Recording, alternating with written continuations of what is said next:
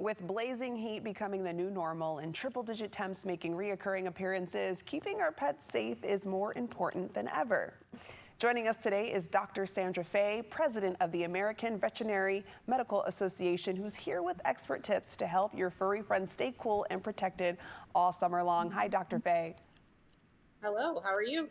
I'm doing good. We're happy to have you on. Dr. Fay, I wanted to start off by asking, why is summer such a risky season for our pets? What are kind of the biggest concerns this time of year specifically?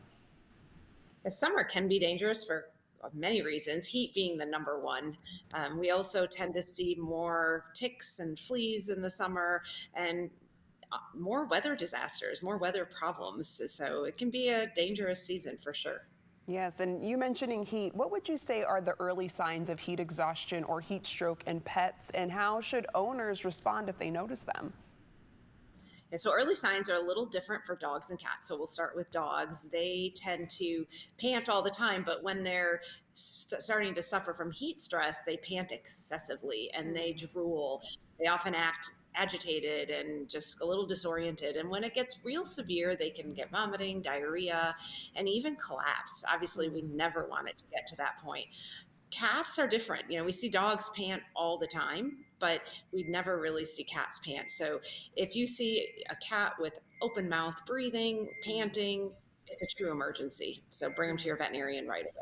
Yeah, important to know. And when it comes to those daily walks or playtime, what's the safest way to keep pets active without overheating them? So get those walks in the morning, get them in the evening when the sun is down, and you can play with them inside. Make it fun. It doesn't have to be boring just because it's hot outside. You can do obstacle courses. You can do hide and seek games. There's all different things that you can do to keep it interesting for them and safe.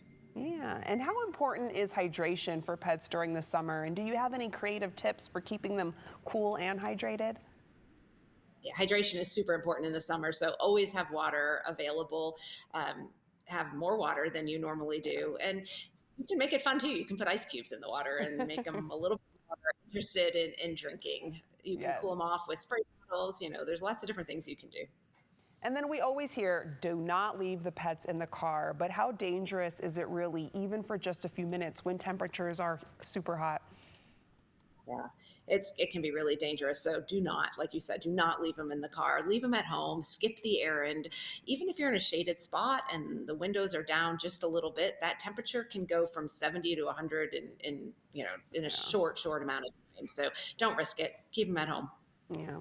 And this summer's weather forecast includes extreme heat, wildfires, and even storms. So how can families include pets in their emergency prep plans?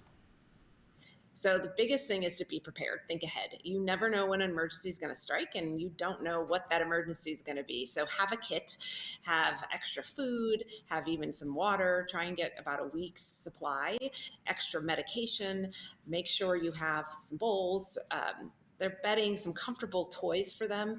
And then something that we don't often think about that doesn't physically go in the kit is microchip. Make sure they're microchipped and have that information up to date. Oh, that's so important to know. You want to make sure if anything does happen, you have everything ready to go ahead of time rather than scrambling for it last minute. Dr. Sandra Fay, thank you so much for these helpful tips. Thank you. Have a great day. Okay, you too. And to our viewers, for resources on keeping your pets safe and healthy, visit the American Veterinary Medical Association at avma.org.